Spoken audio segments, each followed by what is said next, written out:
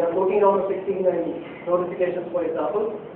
And if we send copy notifications and more people mark us as I don't want the notifications from me, we'll drop from 14 to 12 to 10 to 9, and soon our number of notifications that we can send will diminish drastically, and we won't be able to spam. Right? So, and I think in terms of a platform, it's important for a platform to be self-healing. Otherwise, there's too much manual intervention required, and which is why Facebook has 350,000 apps, and it's still going strong, while most other application platforms have much fewer apps, or have much longer. I mean, so we pushed our iPhone app for verification, I think it was 2 months back, and it's taken about a month and a half for our app to get verified. Right? I mean, I don't want to say much more, but it takes time. And it takes time because it's manual. Right? If you have an automated system in place, you can let it go, and if something goes wrong, the system will fix itself. It's very, very developer friendly. Right? And it's, as I said, it's very easy to get started. So what you see there,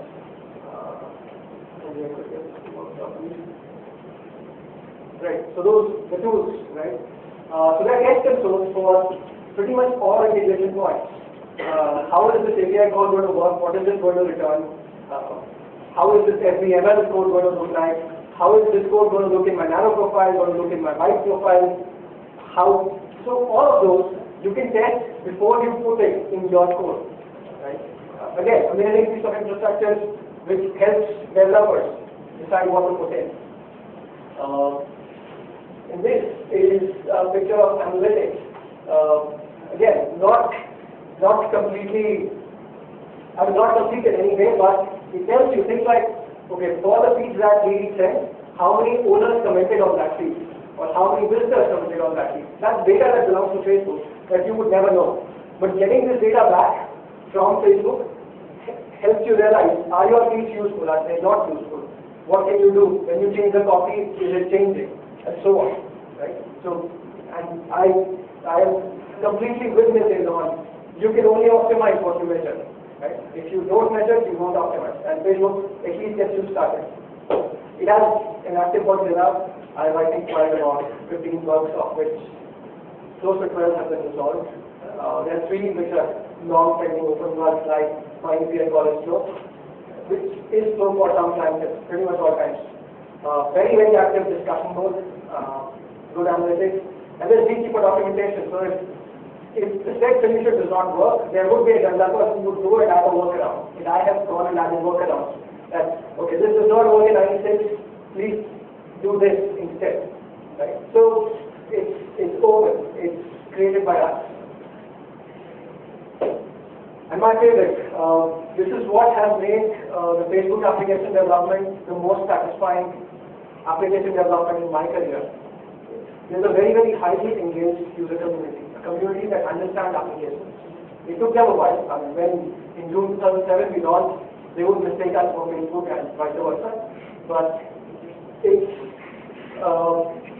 so I will give you an instance, right? So we discussion board has more than 500 topics.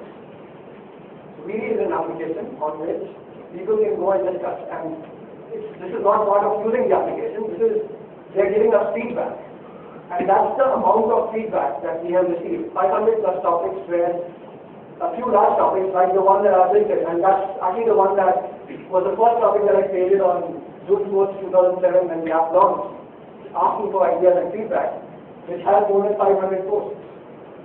And I mean, we have right from the beginning, we have engaged very heavily with all our users. For every user, the cycle of a user saying, can you do this? Can you add this one new feature? And it would make my life so much better. You going back, doing it, letting the user know that this is done. And the euphoria that the user feels, and him becoming an ambassador for you, and that cycle continuing, I think is the most satisfying thing. I think about, I have about close to 25 friends that are made on Facebook thanks to Viri, who were Viri users, but very, very passionate Viri users, who would want me no end, but then would be very satisfied and now praise me a lot for what I and some of us actually get done. So the regular and direct communication with users, I think you don't get anywhere especially on the web, right? If you're on the B2C space, if you are an internet company, and I've worked at Yahoo for 4 years, you don't get feedback from users. You don't get direct feedback. You can interpret feedback from data, but it is not the same as getting direct feedback. So this is very satisfying. So with that, I come to the end of my presentation. Yes, please. Haven't been to TV for the textbook user for a year or so. Sure. One question, I understand that it's for readers of books, right? So readers and those who follow books. Do you have anything for, say, the other way around for writers, for independent writers specifically, both in terms of either launching a book or to build a book through your application? So thanks for that question. I can add actually a lot more around it. So one, it's about books. It's not just for readers. We do have a specific authors corner which allows authors to connect with their readers, and that in the book industry, right? It's the first time an author is able to figure out who the people who are reading my books are. In the book industry, how it works is author writes a book, goes to publisher, publisher goes to distributor, distributor goes to retailer, retailer sends back statistics that your book is more popular in New York. So that's about it, right? So you can, as an author, you can go back and ask every New Yorker, did you read my book? But on reading, authors collect fans. So we have author pages where you can become fans of authors, you can have discussions with authors and so on. Interestingly, about a year back, we got acquired by Lulu.com, and Lulu is in the space of on-demand publishing, where authors go and self-publish. They put up their content. When people buy their content, authors make money, and Lulu makes some kind of out of it. So now, as part of Lulu, even though we've been together for about a year, we've been as part of Lulu for a year, we've decided to keep the brands separate because I think both can work independently as a platform. So yes, we have author solutions. We are working constantly on them.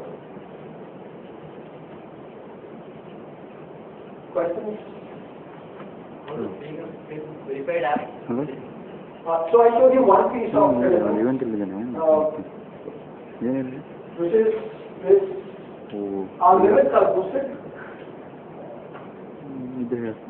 Right? So the limit typically would be 75 for general applications. It's boosted to 150 for us. Similarly for requests and emails. So that's one. The other fact is that just that badge appearing on VD's profile page lets users touch you a lot more. Right? So to me, those are the two biggest things. Yep. Despite having really talked about the API system, you probably are right that the API system is very phenomenal in terms of how much they've done, in the time frame that they've done it, and the amount of change that they've done. But like what you were just saying about the APIs being slow, I've also faced that a lot of times, and it's been a fairly large issue with the API system. Have you noticed that the problem actually, or there seems to be some sort of understanding by a lot of developers that the problem also exists because of where your servers are located, where the calling server is located? I believe that the servers in the US tend to perform better with the API than servers not located in the US. So is this kind of becoming like a little bit of a difficult scenario, or are they planning to probably put servers around? Or? So again, I'm no expert on that. We've had applications hosted from 3 data centers. Simply, we have our data center ourselves in Lulu, and we host it out of EC2. And I've not had data center specific, but all 3 of these are in the US. So I can't answer if things are any worse outside of the US. But within the US, I haven't really seen any drastic differences between those 3 data centers. Anybody in the audience who has Anybody in the audience? I can say that yes, the data centers are.